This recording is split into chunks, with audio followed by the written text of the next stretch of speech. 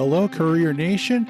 Welcome to the Deliver on Your Business podcast, where you are the boss. Each week, we talk about how to make the most of your business as an independent contractor, as a courier delivering for gig economy apps like Grubhub, Doordash, Postmates, Uber Eats, and so many others. Well, hey, Courier Nation, welcome back. It is good to be back. It is great to have you back for another week of the Deliver on Your Business podcast. And folks, you may remember from a few weeks ago, I was telling about running my Courier MBA 31-day email course. And I've been having a blast doing this. It's been a challenge as far as the time for me, because I've been putting the time into it as we go, mainly because I want to stay on top of, how things are going and what are people understanding, and do I need to adjust or anything like that. And mainly I want to bring that up because, it's been a trial run. I feel bad for those of you who are in the class. If you're listening, I apologize, because you know what I'm talking about as far as the tech issues and a couple of the challenges I've had getting this thing to run exactly how I wanted it to. But it's been a learning experience for me as well.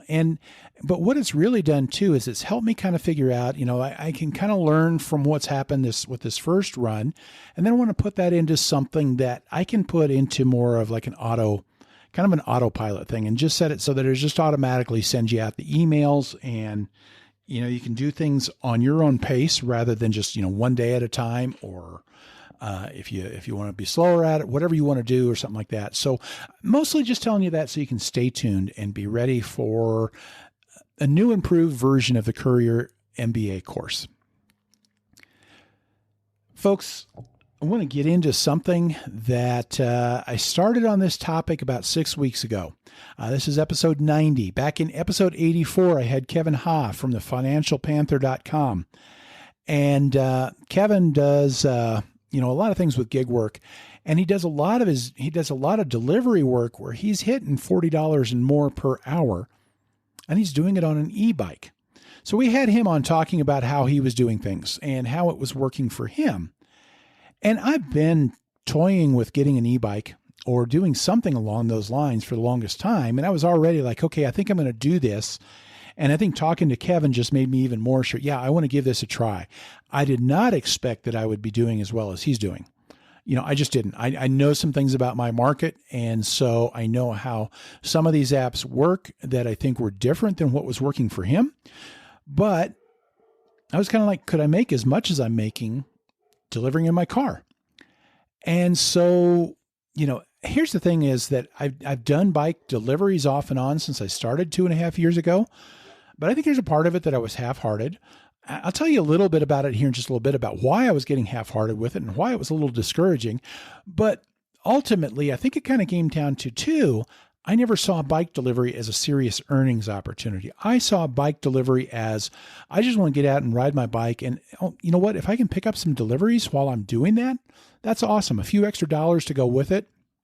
I didn't see it though as the same kind of earnings opportunity as when I'm doing it with my car. And Kevin, with what he was talking about and everything like that, it started making me think, well, maybe that's changed. And there are some things that have changed with a couple of the apps. So I decided to pull the trigger, got an e-bike, or sort of, and I've been really happy with it. And now that I've had some experience, that's what I want to get into. I want to get into my experience with delivering on an e-bike for Grubhub, for Uber Eats, for DoorDash. I have not done Postmates since I got the e-bike set up, and don't plan to. Part of the same reason I don't do Postmates altogether. Totally different story. But anyway, so I just thought it would be good to talk about e-bike delivery today for some of you that are interested in it. For some of you that are wondering, is it possible to make as much money doing bicycle delivery? And so I'm going to tell you a little bit about my background with bikes and delivery, because I'm a bike nut as it is, especially older bikes and classic bikes. And I love the old 60s and 70s road bikes, and especially some of the European ones that, man, I tell you what, Colnago made some beautiful bikes back in the day and still do. But, some of the old steel bikes and the ways that bikes were more of a piece of art than just something functional and everything like that. And I kind of miss those days. But, I love tinkering on bikes. I love kind of rebuilding a bike or restoring an older bike every once in a while. I'm not an expert mechanic by any means and or anything like that, but it's fun. It's kind of a hobby. And in fact, bikes kind of got me into my last W-2 position, my last real job, I guess you would say. There was this bike shop that had opened up in my neighborhood. And it was right when I was starting to do a little bit more as far as figuring out how to work on bikes and different things like that. And the cool thing was, I would go into a bike shop to ask for parts and to see if they had parts or see what I could get to kind of work on some of the older bikes. And it was just like, I don't know. It's like walking into a lot of gyms, you walk in and you just feel the judgment. It's just, there's a different attitude in a lot of the bike culture, which is really a shame. And, but then I'd walk into this place and it was like, if I didn't know what I was talking about, they didn't care.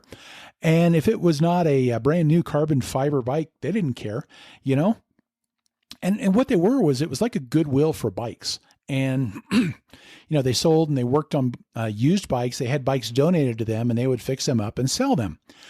Well, the cool thing about them was it was this nonprofit, and the money they made from selling these bikes, they used to support doing these programs where what they would do is they would they built up this fleet of mountain bikes, and then, the trucks to haul them with.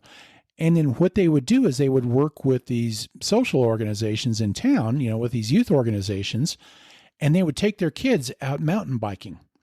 And a lot of these kids had never been outside of their immediate neighborhood. And now all of a sudden they're getting introduced to the freedom that a bicycle gives you. And I was just like, oh gosh, all right, you've got me right there. And I'd volunteer there. I would do some stuff for them. And I was selling bikes on eBay at the time and things like that. And I started donating profits from that to them. And I started helping them figure out how to do some eBay sales. And then eventually they got to the point where they just needed some help in kind of the management area that I could help them with. And they kind of drug me kicking and screaming into accepting a job with them because I was wanting to work on some different things, kind of the things that my whole website and my delivery work now is all about supporting. And so I already had this in mind. This is what I was going to do. I did not want to take a job with somebody because of that. But I loved what they were doing. And it was working with bikes and it was all this. So, okay. I can come on maybe a year, maybe 2 years at the most. That's pretty much about what it was 2 years. And was able to kind of get them to a point where they could move on to something that they could keep going then. And I'm really kind of happy with that. And I enjoyed what I was doing with them. And I still love the heck out of what they're doing. Because here's the thing for me is cycling should be fun. It should be enjoyable. I loved the atmosphere of the bike shop because you could just go in and people just enjoyed being there and hanging out there.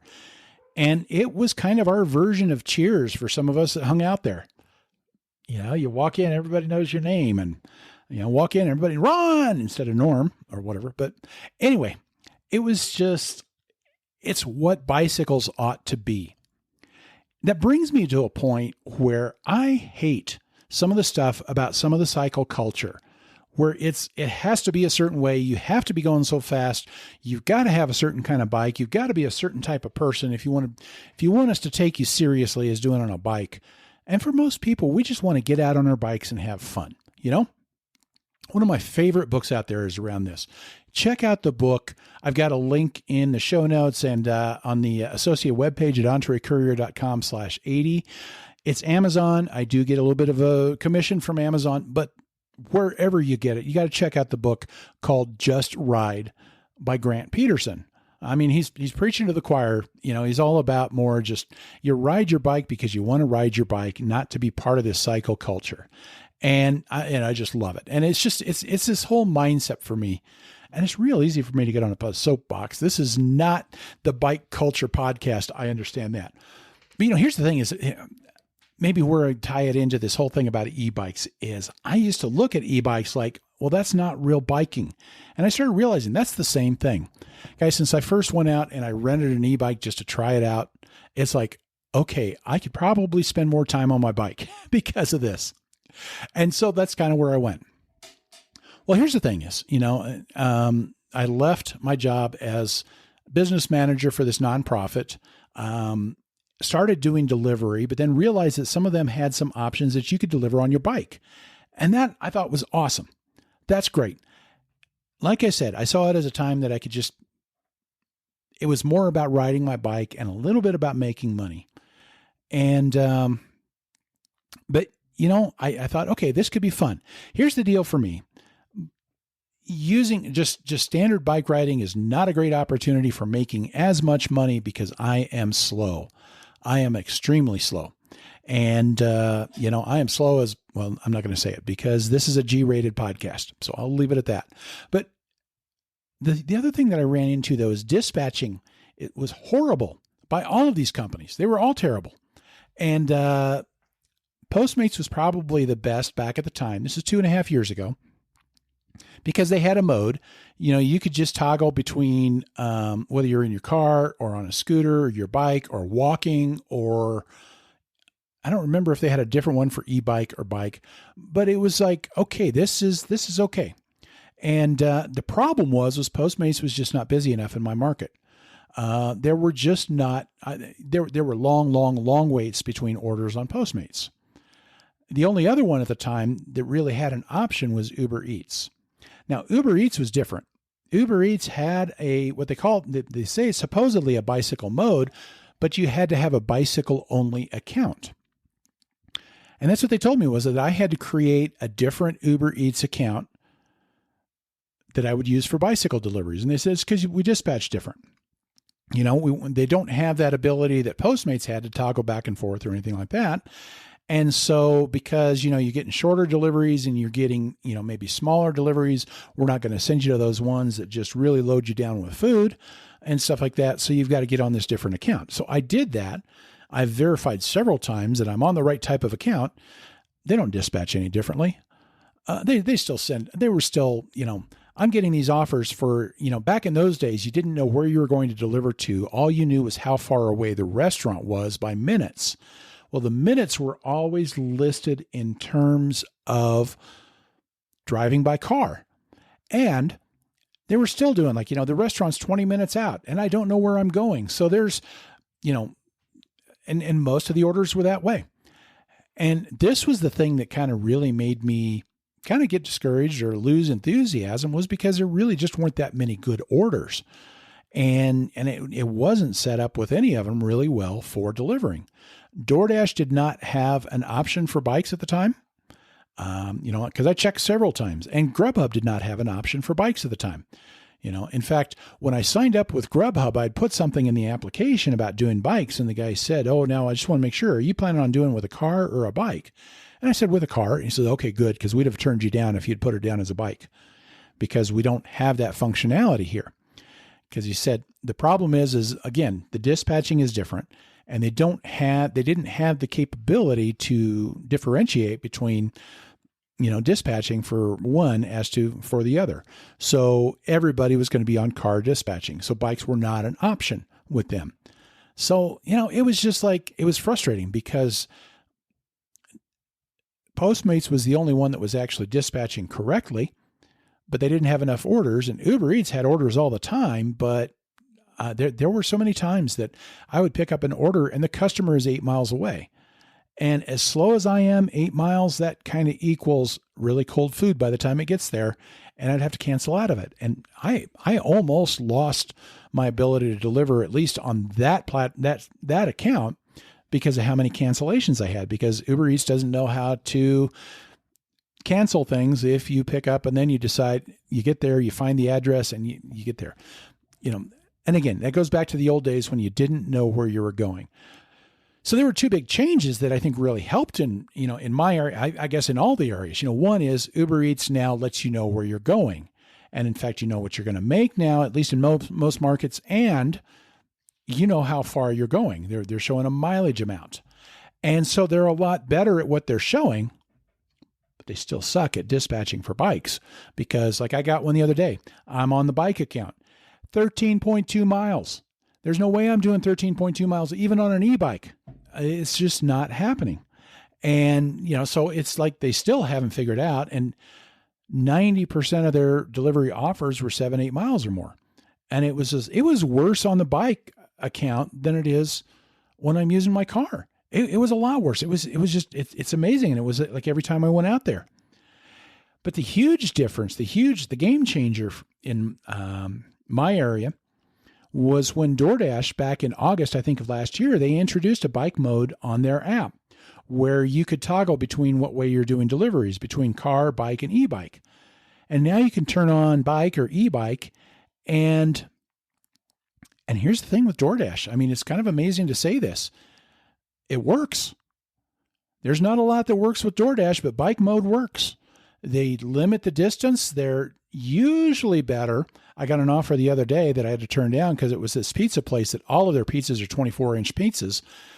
That's one that I'm not comfortable trying to deliver off of my bike. That's a big ass pizza. But DoorDash added that on there, and I'll put a link in the show notes to an article I wrote then as far as what my impressions were. I was kind of amazed. It worked really well. And they were better at limiting the distance. They were almost always 2 miles or less. And it was the kind of thing that it was like, okay, I could stay busy because of that, because they're busy enough there.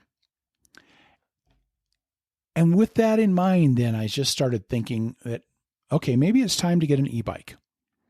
And so I pulled the trigger. I decided, okay, I'm getting an e-bike. And this summer I pulled the trigger. I had already kind of decided before Kevin came on, but I hadn't actually placed the order. In fact, I was thinking of doing something totally different.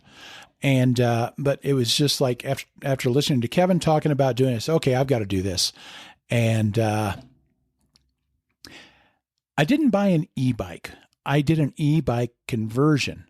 I looked into e-bikes. I had even worked out a marketing deal with one company. I'm not going to name them or anything like that, because after we did that, then it was kind of like, okay, we'll get the paperwork to you. And they never did. And I know part of the reason. These e-bike companies have been slammed lately. This pandemic has been a huge, huge boon for e-bike companies for whatever reason. And, the bikes are flying off the shelf, or they're flying off of whatever they sit on. And it's been amazing. So I'm sure that a lot of it has to do with them just being slammed with things like that. But, it was still kind of like, okay, but and I'm not really that upset, because I'm actually kind of glad that I didn't go that route, because my hesitation with a lot of kind of your regular e-bikes are they're one size fits all.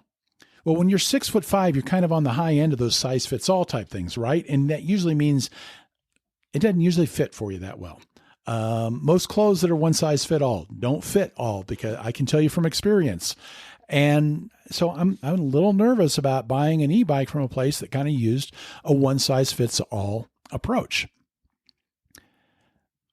But I had my trusty little surly disc trucker that I'd been using for my regular bike deliveries. And I love that bike. It is an awesome bike. Maybe I love it so much. It's more because I built the thing myself. I bought the frame, and then I bought parts for it, just a piece at a time. And I had fun building it, and I had fun kind of designing the way I wanted it to be. It's got my own touches, and it's made for me, and I'm comfortable on it. And in case I haven't mentioned, I kind of love that bike. And it was called a disc trucker. And so I, called it my delivery truck. And so I got a picture of the bike up on the Associated webpage. I got a few pictures of it. One was kind of a picture I took a couple years ago, more in kind of delivery mode then. I had this big old basket sitting on the front, and I had this little cooler in the back that I could put drinks in. And I love that cooler, by the way. It's just a little insulated cooler that you could zip up. It's deep enough that you can put your drinks in. I wish it had something to kind of hold up a single drink pretty well. I usually put a water bottle in with it if I only have one drink. But what I do is I got that, and then I've got those little hard plastic frozen ice packs that you can stick in the freezer, And so I'll drop one of those in there when I start the day, and it keeps stuff cold. And it's just, it works great. And I had a little basket rigged to the rack up front, and I put a delivery bag in that. A second picture I've got after I did the conversion on it, I've got it without that basket on there because I've been doing it with a backpack lately. I'm back and forth, and maybe I'll just carry a backpack with me and use the basket on some other things. I don't know. But, it was all kind of set up so that I could kind of haul stuff around pretty well. And I ended up then getting what's called a mid-range conversion with Electric Bike Outfitters. You can go to electricbikeoutfitters.com. I wish I had an affiliate or a marketing arrangement with them because I could promote the heck out of them because I had a good experience with them. But, unfortunately, they don't do any of that. And mainly because their main relationship is with bike shops. Most of their sales they don't try and really promote or really push the direct bike sales because their bread and butter is bike shops around the country that will do the conversions. And so, but they're based here in Denver. So I went in, I talked to them a little bit. So, okay, let's do this.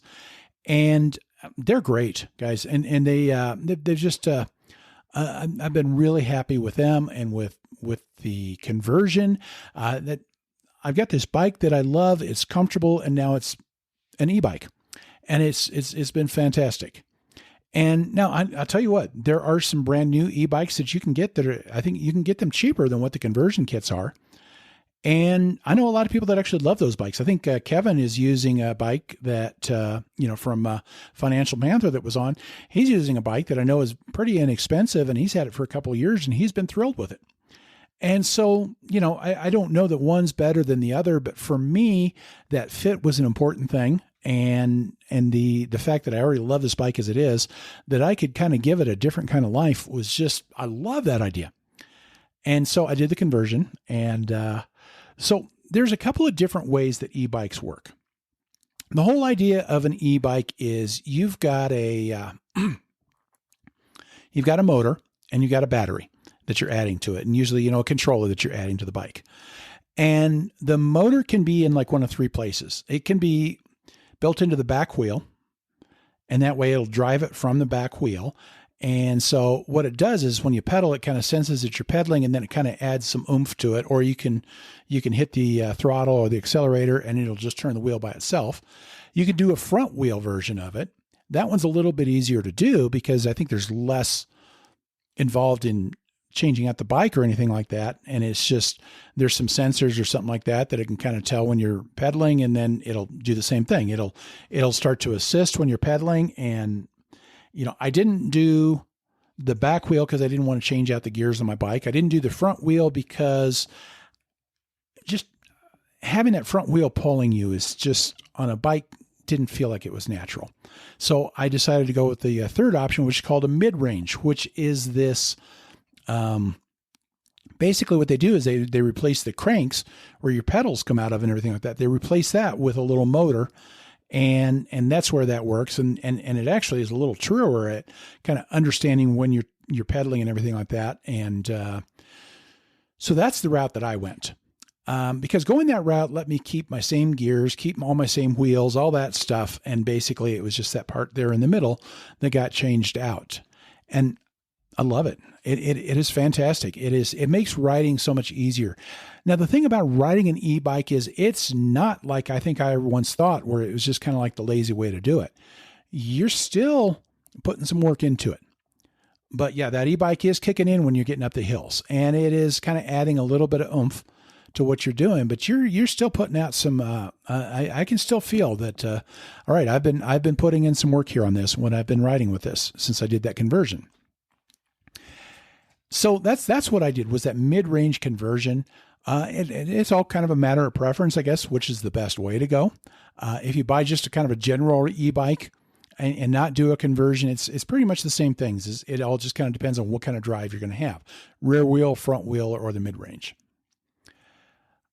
I've got some pictures. I've got like before and after pictures, and like the after picture after the conversion, it doesn't have that basket on the front because of the backpack.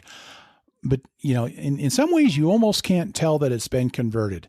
And that's because like the battery is kind of hidden underneath the rack. And so there's not as much stuff on there to tell you. It looks a little different. The main thing that looks different on the after picture is a frame bag that I've got on there that is a godsend. I had this made by Joe at JPAX, who's a guy here locally. He's got some of the best frame bags. He does custom frame bags. So what he does is he measures your bike, and then he builds the bag that fits in the middle of your frame. So like in mine, it's in the big triangle there, and there's it's a huge pack. And I don't use that as much for delivery.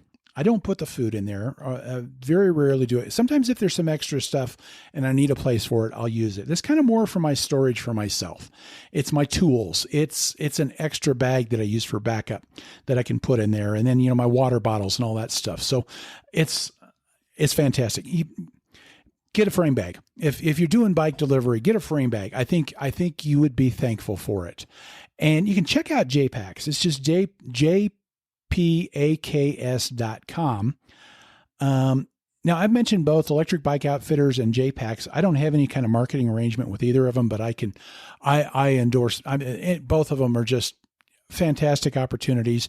Now Joe's got a lot of demand, so sometimes you're going to get on a wait list. And Joe does great work, and Joe charges a little bit more because it's all custom made. And so sometimes you might find a frame bag that doesn't cost as much. But I'll tell you what, the bag that I got from Joe has been absolutely worth it. It's been absolutely worth it. I love it.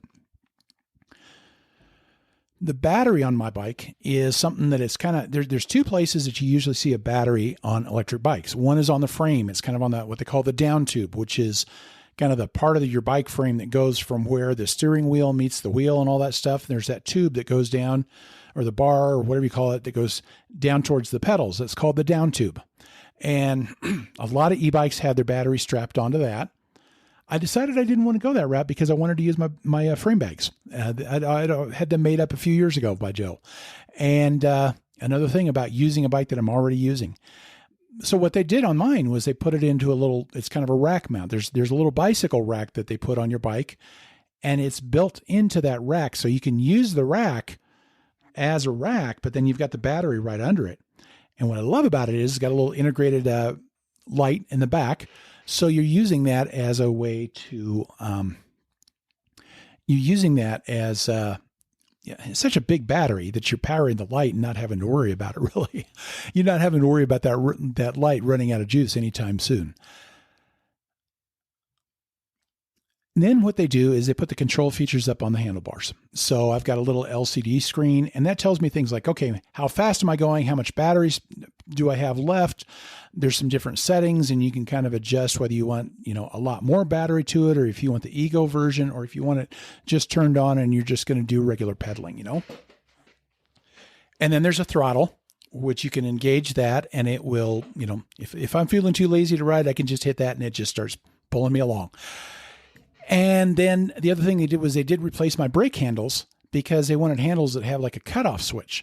And the idea is that I had a Ford minivan that we owned for work that had all-wheel drive, but I don't know if it was a design flaw or if there was a glitch with that. But it was like you would hit the brakes and the front wheels are still trying to pull you along. And that got really bad when it was icy out and stuff like that. You had to kind of put the car in neutral to try and stop it. And that's the thing that makes me nervous about sometimes with an e-bike or something like that. And that's why that cutoff switch is so important, because you hit the brakes and it kills the motor.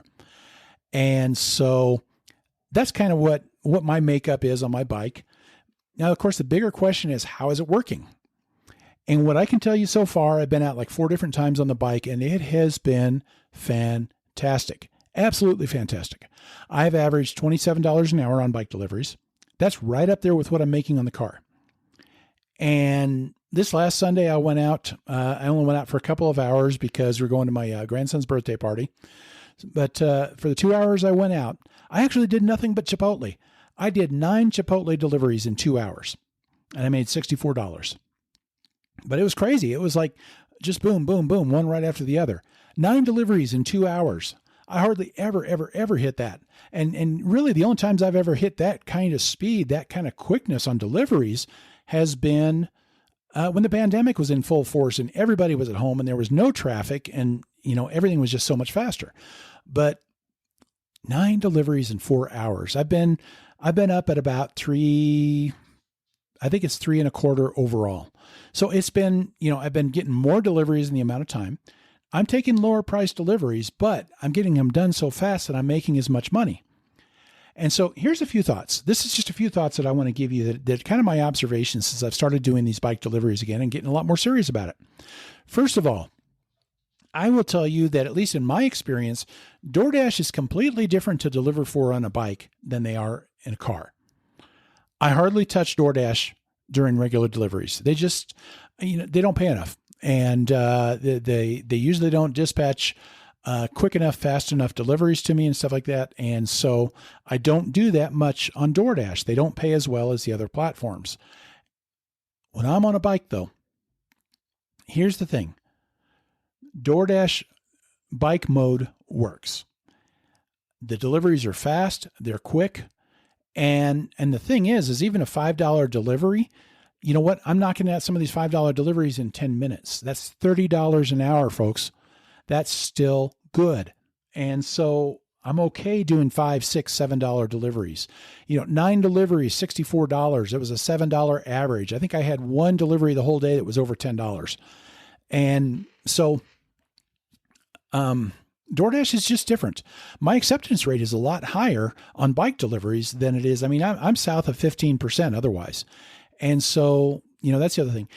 And I think to go along with that, for any of the platforms, the thing that I'm finding is the offer amount is irrelevant. It doesn't matter how much they're paying to me. It doesn't matter as much anyway.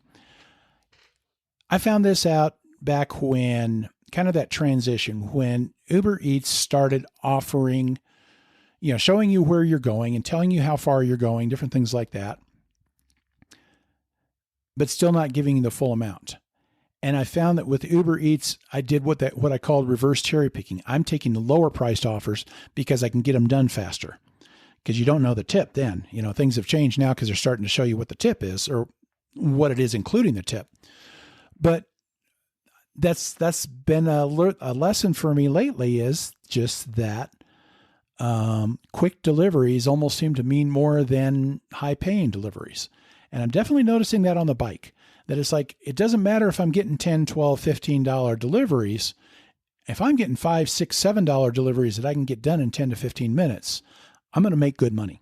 And I'm going to make probably better money than what I was making in a car, because I don't have the expenses like what I've got when I'm using my car. So, those $5 10-minute deliveries are $30 an hour. That's quite profitable, and I'm good with that. Here's another thing that I would throw at you. And if you're going to do bike deliveries, get a good phone mount. A good phone mount is worth its weight in gold, folks. And I would say it's worth paying extra, because I did that and it has been worth that for me. Now, when I first started going out doing deliveries, that was the biggest issue I had, was what do you do with the dumb phone? Because I got a little bike mount, a little thing that it's a lot like a lot of the ones that you have in your cars, the little spring-loaded clamp that holds your phone in place, and it's supposed to hold it real well, right? It doesn't do that.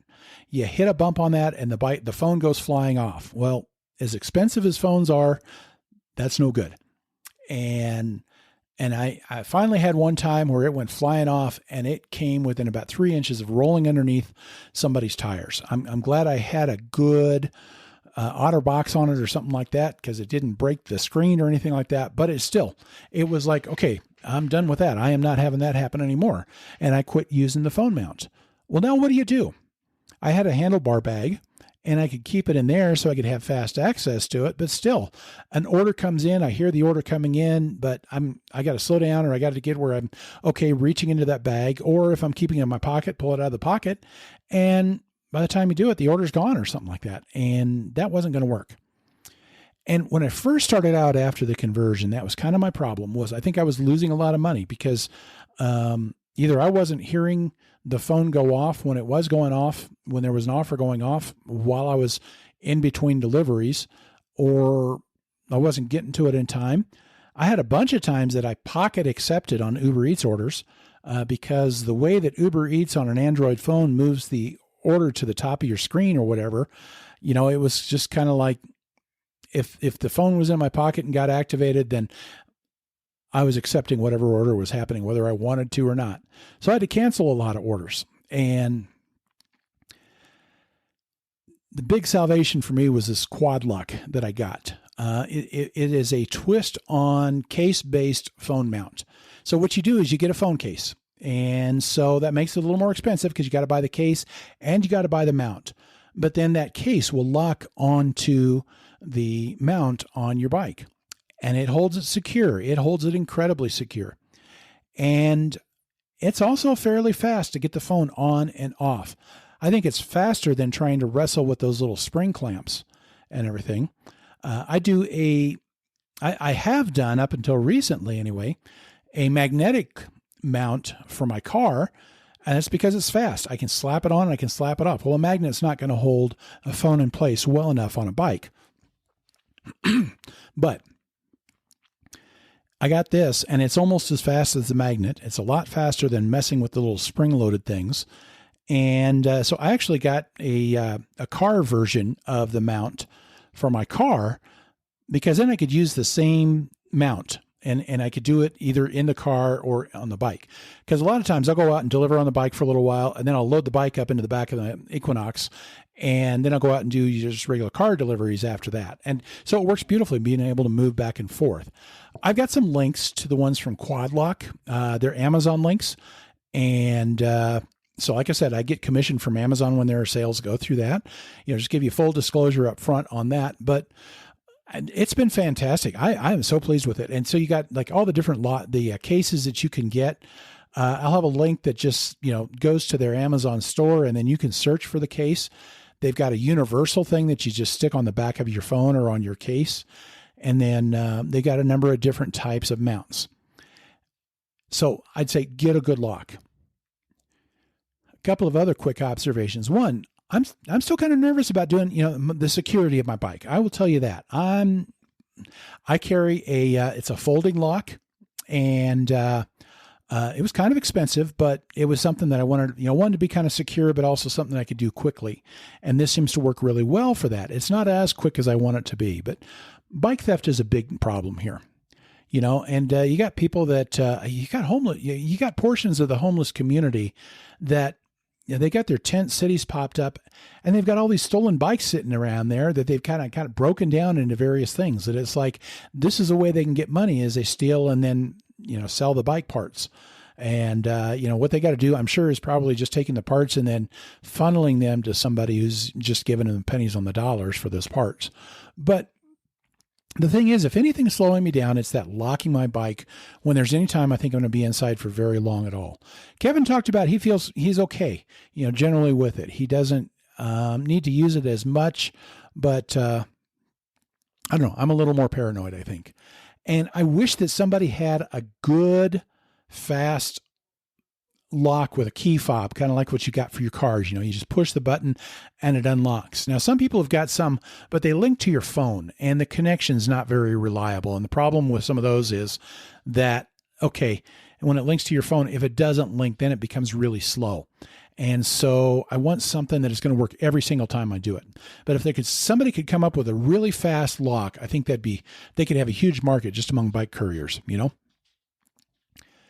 Location is huge. The thing about bike delivery is it works great in some parts of town and it works horrible in other parts. And in fact, DoorDash only allows you to go into bike mode really in 2 zones here in the Denver market. And it makes sense because they're the only 2 places that really make sense to do very much. There's a couple small areas that might work okay because there's a lot of short deliveries out of those, but the problem is getting enough deliveries that you could do something. And there are some areas where the suburbs are, and even if I'm delivering right around where I live, a bike delivery is not efficient because you can drive faster. And so you can get from point to point a lot faster. If I'm downtown where things are a little more congested, you got a lot of one-way streets, you got a lot of issues, I can get around as fast or faster, especially on my e-bike, than I can with my car. And so that's the great equalizer there. And maybe I think that's part of why I'm knocking out 9 deliveries in 2 hours, because I can get around a lot faster in downtown. And oh, by the way, I have to go shorter distances. But when you get out into the suburbs and things like that, you've got longer distances, and the difference between delivering with a car and a bike gets to be bigger. Now, I live fairly close to one of those zones. It's about really 2 miles to the border, but it's closer to about 5 miles before I get to where you really start getting orders. And so that that can be an issue, that getting there. If you normally are able to just jump on, take orders where you're at, and away you go, as opposed to that extra time getting your bike into an area where bike deliveries are good. So that's something that you have to weigh into it. I think the amount of time that you can be out on deliveries can be a little bit more limited.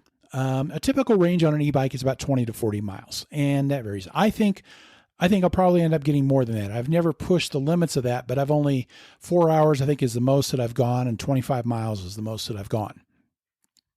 And even then, my battery says it's halfway. Now, I don't know if that's halfway like my car, where halfway really means about a fourth to a third. That I don't know. But I don't know how much of that is, because I usually go with pedal assist.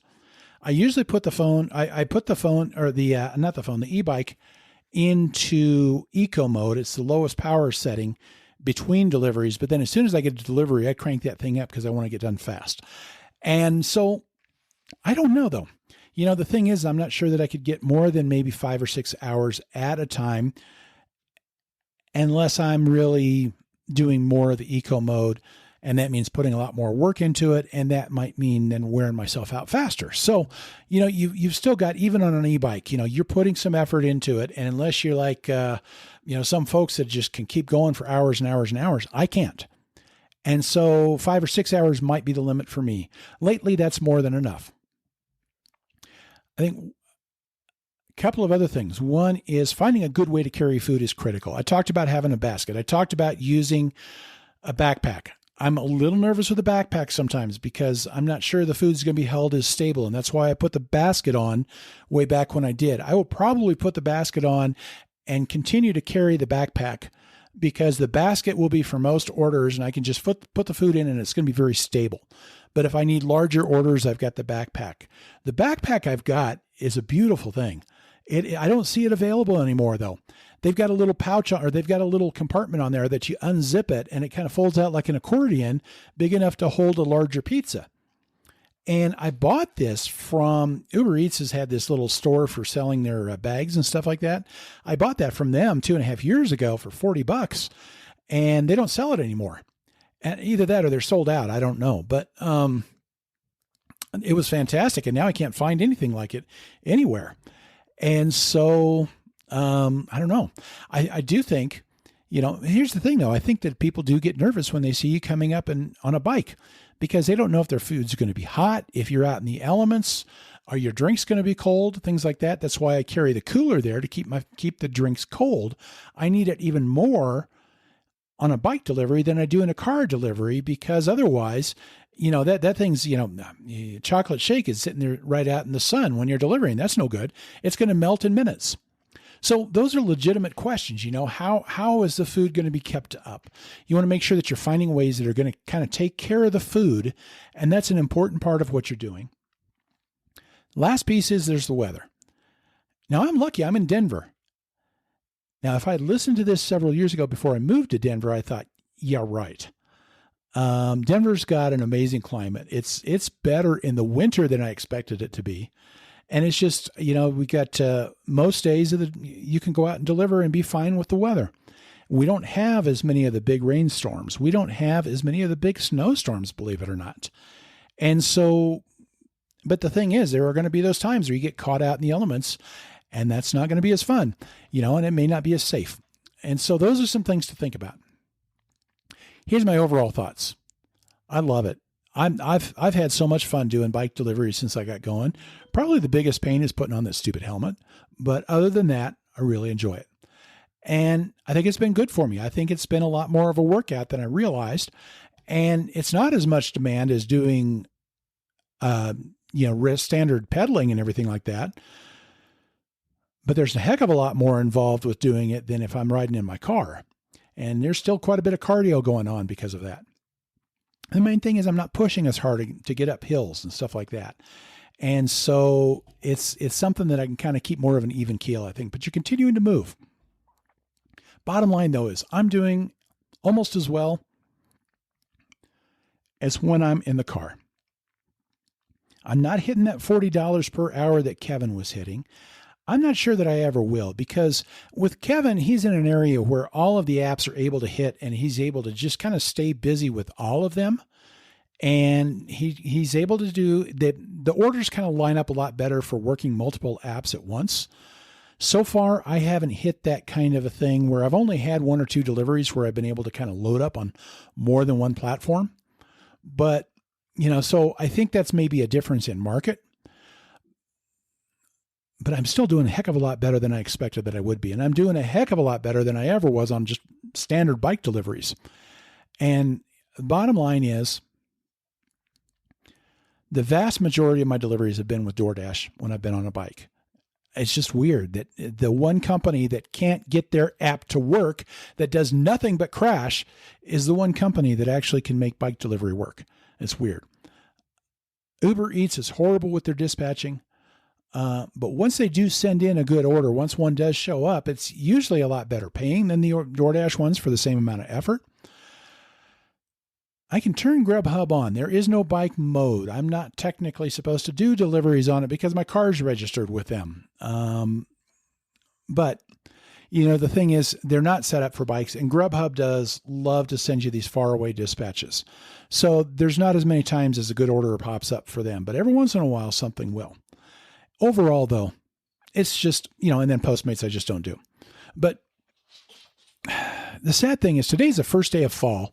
It's kind of making me a little sad because I feel like I waited too long, to get my bike converted and everything.